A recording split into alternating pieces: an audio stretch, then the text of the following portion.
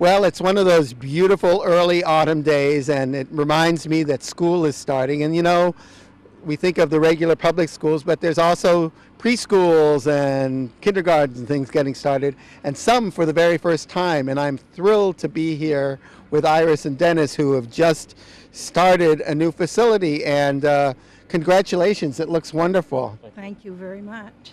So I must admit that in my job working for the city, I learned about you guys because there seem to have been endless hearings on making this place happen. But you jumped through all the hoops and made it happen. Tell me a little bit about how it feels to be on this last stretch here. Maybe I could start with you, Iris. It's very exciting for my husband and I to be at this stage. We've spent the past 2 years putting this project together, and we feel it's come out really nicely, and all the effort has been worth it to us. Well, I imagine that more than just myself have poked their nose in here to see what it looks like. Do you have people like driving through your driveway and thinking it's a throughway? Yeah, yes, that's why we're going to put signs out on there. But you know, people are always want to look at something new, so it'll take a while for them to get used to it. Well, you know, I am just amazed because, of course, you know, I've driven down, you know, Waldo Avenue or High Street for years, and I had no idea about how big a lot you guys had. How did you find this place in the first place? Well, I knew about the lot because I grew up in the area as a child. I realized it went from High Street to Waldo Avenue and stuff, but it'd been like 20 years since I've been in here. So, but Tim Dutch, our realtor, actually the one that found it for us. So did you, in your mind's eye, know how you wanted to have it look right off the bat, or did you spend some time saying, well, you know, because you've done quite a lot to the landscaping here? We hired a landscape architect, and we worked with him intensely on how this would look according to what the city's requirements were. So it was a process, and we had to decide a lot of things as we went along. Some things that we hoped for were not able to happen. Some of the trees we wanted to save, we were unable to, and things like that. But overall, it's just, it's such a beautiful property. And Dennis and I are having a lot of fun landscaping it. Well, I noticed that, you know, when they were talking about, originally you were talking about having the entrance be on High Street, and I remember the planning board, well, you really should do it off of Waldo Avenue. And I've got to say that it really works well coming off of Waldo Avenue, don't you think? Yes, it's about a traffic flow off Waldo Avenue. You don't have to worry about the hill on High Street and everything. Now, you mentioned that, you know, you weren't able to save all the trees, but I got to say that, you know, lining the roadway coming in, there's some full-grown trees. It's as if they were planted with the idea that they could be your walkway. It's nice how you were able to save those trees. Yes, that was our intention, to try to save as many as possible. We didn't want to cut anything big down, but a couple of them had to go because they were in the way of the road. But other than that, we tried to save as many as we could. Now, I must admit, this is because of my failing memory, because I've filmed more of those historic talks by the Belfast Historic Society about the, you know, the well-known homes of Belfast, and I know that the building you're in is one of those homes. Can you tell me a little bit about its history? How old is it? What was it? You know, who owned it? Maybe in the past. Oh, it was built in 1812. I think the first mayor of Belfast, I think his name was Johnson, built the original part of the building, and he built it without the columns. And I think 30 or 40 years later, the columns were put on to it, and then in the 1920s, I believe Admiral Pratt, which is known as the Pratt House, actually built the other additions onto it.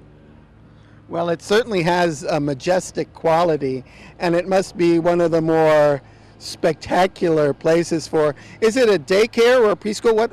What is the, both? It's both. It's really a preschool. It's really a preschool with a wraparound daycare because we wanted to serve the community well. For working families, that we've made it both so that we could offer more time for working families that were open. So I did chat with you a little bit a couple days ago when I was trying to talk you into doing this program with me, and you mentioned that you have more than a little bit of experience in this business. Can you tell the folks who may not know you from that time a little bit about your background in childcare? I can. I've worked with children for well over 30 years. I've worked in public schools. I've worked as a preschool teacher. Most of my work has been with the Head Start program. I'm a real advocate for the community and the Waldo County Head Start. It's where my roots are, but I wanted to expand my work with children in a different way, and becoming a private school and being able to do more without the limits of the paperwork and things that are required when you work for the government. So therefore, we've moved into being a private school, and I have a degree in early childhood. I've worked with special needs children. I've been a supervisor. I've been a coordinator of educational services and a site manager. So I have a lot of experience, and I've worked also with older kids in the public school in Searsport years ago, and been a basketball coach and a softball coach. So I've done a lot with kids over the years. So, I have 3 children. They're all past the age of being preschoolers, and we had various arrangements for childcare over those years, and I know that not all childcare facilities are the same. Some people, for instance, we would come in and our kids would be sitting watching public TV, but they'd be watching TV, and others not. Do you have a certain, I don't know, approach to how you want to do the daycare that, if parents are watching, might give them a little bit of idea of what your place is going to be like? We don't do TV with children. It's something that I'm not believing in for young children. We have specialty rooms in our school, and we're going to do a lot of small group and individual work. We use a creative curriculum, and we design our program around individual children and their needs. Their level of functioning is really important so that we know what the next step will be in their education. So we will do some screening and testing on children's developmental levels to make sure that we're going to bring them to the next step. Well, it's interesting the way this works because, oftentimes parents are looking just for a place that they feel their child will be safe, that it'll be a good environment for them. But basically, they have to go to work and they need a place to put their kids, right? And so so that's an important part of it. And then the other part of it is, of course, what the experience they'll be having there.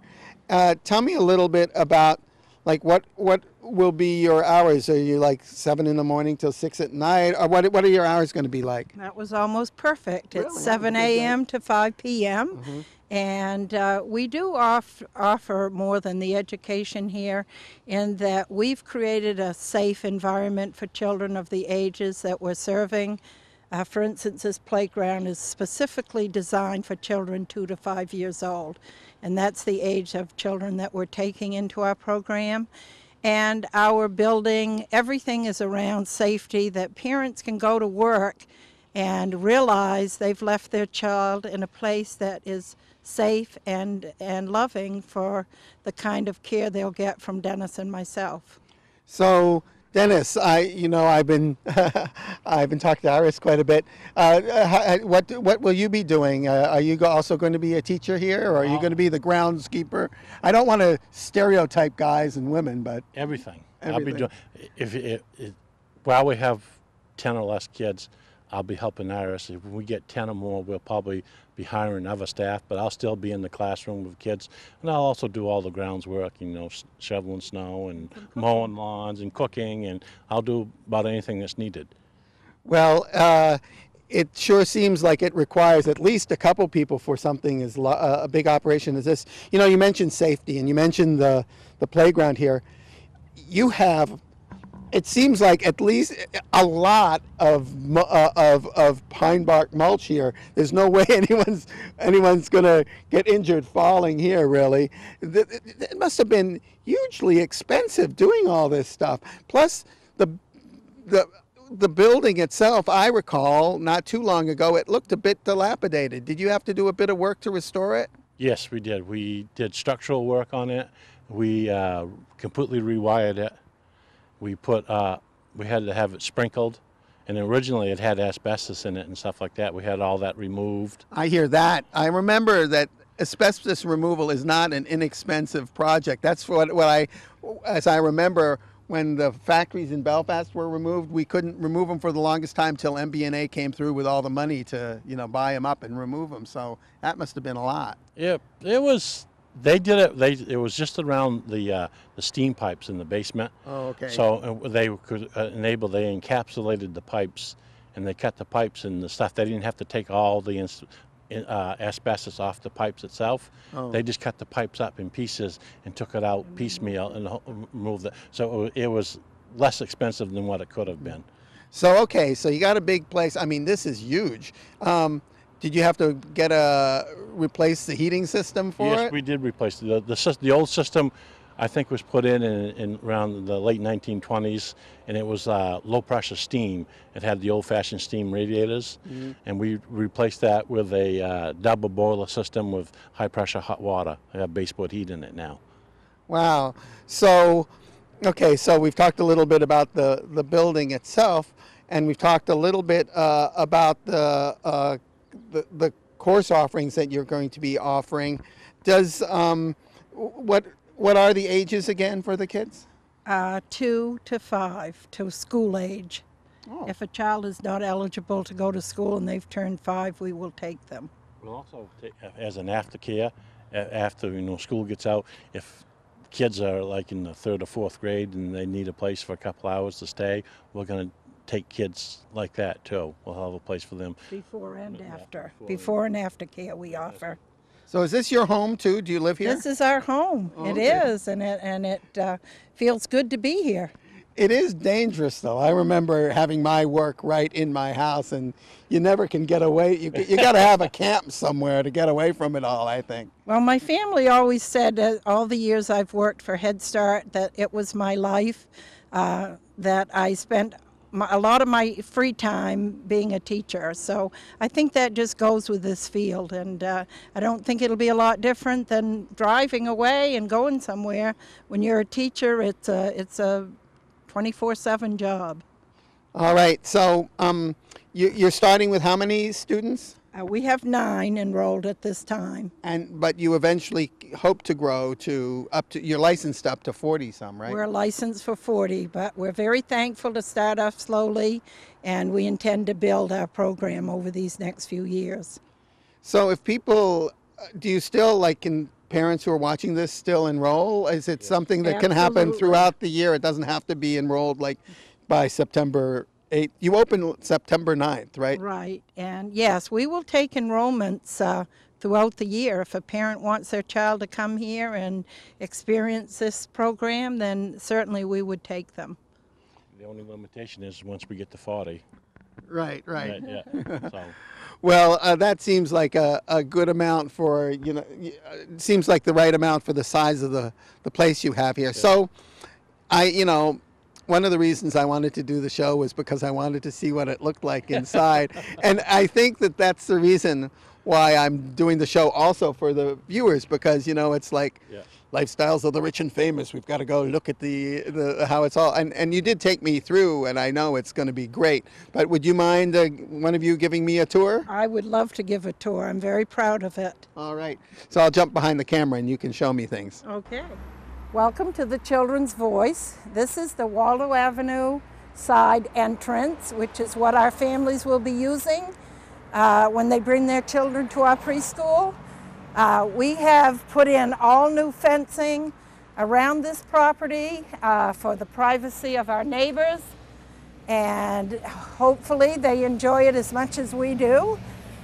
And It looks like you've still got a lot of work going on, even though you're just about ready to open here. I see a lot of trucks in and out of here today because they are doing up the little finishing pieces, still planting some more grasses.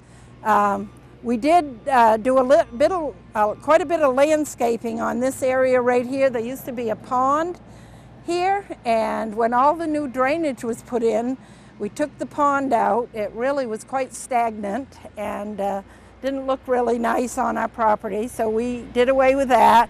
We've taken out all the dead trees. All the trees that were of any danger to people coming on this property have been cut and trimmed. So that was a big piece of getting this ready. These trees here, look, they're just a perfect lining to your entryway. They are. There were some here that were really unsafe, and we had to take them out, a couple of dead ones even. So it looks a bit different, but we're planning to put more trees even as we move along with this project. Up here we're doing some landscaping with roses and different bushes that we're putting in, and we've maintained some of the trees that we loved here, this lovely little birch, and I believe these trees up here are called paper birches as well, and they've really grown on me. I love them. I think they're quite beautiful, and they're part of the landscape. We have obviously put a new playground in, built by Landscape Structures, which is a company that does playgrounds for state parks around the country. As I spoke about earlier, it's all about safety here. A large sandbox has been made for the children so that it's a great little gathering place, and we know that kids love to dig and use pails and shovels, so they get a nice space to do it. And the men that are working here right now are putting in loam around this, so next year we'll do landscaping around this playground. It'll have some climbing bushes and nice scenery to look at. That's Cubby. Hi, Cubby. So I must say that even now, without all your landscape complete, it looks very lovely here. Thank you. Thank you very much. We have done quite a bit, but there's more to come. Well, let's go up toward the entrance here. Thank you. Let's do that. This area here is the drop-off area. When our families drive in, they can drop their children right here, park, and then this walkway brings them up to the school entrance. So you come up over the hill, it's all marked off, and well lit. We've tried out the lighting, it looks really nice. And keep coming up around. Yeah, it looks like your lighting is of that new, like, keeps the light down, doesn't pollute the night sky. That's right, and it really looks beautiful. So this is clearly handicap accessible. Clearly handicap accessible. And this is the main entrance as we're coming up to the school. The handicap entrance comes from this side and up around, and inside on this door we're about to enter is what we call our parent and cubby room.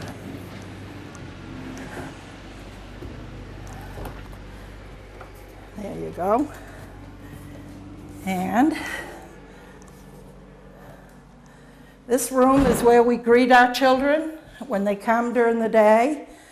They each have their own place to put their coats and shoes and boots and their personal items. And family news and sharing with our families and notes that families want to leave for me. We have that already. We have a lost and found in here. Clearly you're incorporating all the ideas you've liked in past places, huh? I absolutely have. And we'll go this way, I think, because the man is working over in the math and science area. This art room is one of the specialty rooms. And in here will be many different art projects going on. I think the little guy that's visiting left a drink here. Excuse me. Well, it means that this is an area that's designed for children. If you're going to spill a drink, it should happen here. It should happen here. And it looks like you've got a sink over here for the kids to clean up. Clean up all their art stuff. And the mediums that we have, as I've told many parents, is not just paint. We'll have wood art, clay art, many different mediums used in this art area. And it will be done in small groups. This is our handicap accessible bathroom, and it accommodates children with special needs, but all children of able children will be using it as well. And it's a good size. We have a place for changing any accidents for children here. And then behind you, as we go down this room, is going to be our cafeteria. This is where the children and my husband and I will eat with them. The woodwork looks lovely. Was this like this, or did you? This was the original look, and we've tried to keep throughout the house the original look. And even the lighting that we put in here is the old schoolhouse lighting, so it would look nice with the room. And our wonderful contractors have done some beautiful work adding pieces that needed to be added for the handicap ramp and the cabinet and the special sinks for children where they can find to get their own water and wash their hands and face and brush their teeth and do the things that they need to do. Well, you know, when I think of a place being handicapped accessible, of course I think of kids, of people in wheelchairs and things like that. Right. But designing a place that's child-friendly also has a lot of design elements that you have to think of. Right? Absolutely, absolutely. And I find that this place has been able to be converted to be very child-friendly. We'll go across to the other rooms, which are across the hall from my main living area, which is up there. Okay, so kids will not be allowed up there. They'll be gated off. Okay. And we have some housekeeping props out here in this space. And this is the main meeting room for large group time. Wow, it looks spectacular. So we have a wonderful library for children. Is this something you've accumulated over the years, or did you buy it all special for this opening? No, many years of collecting, and my family, my grandchildren, when they got rid of their need for preschool books, they've passed them on to Grandma, so I have quite a good library for children. Do you end up reading to the kids a lot? I love to read to the children, so there'll be plenty of time for reading, and I think most parents want that to happen with their children. We have a bathroom off this room as well, with a very cute little toilet in it that's made for potty trainers. Oh, it's got has a got full different sink. design. Yeah, has a full sink, and again, everything's real reachable for small children. So. Our other specialty room is being worked on, but I think we can go in. We'll be forgiving if it doesn't look pristine yet. Okay, well, it looks pretty good. Yeah. This is our math and science specialty room with a built-in water table, and we'll do small groups again in these specialty rooms. And this one has Legos.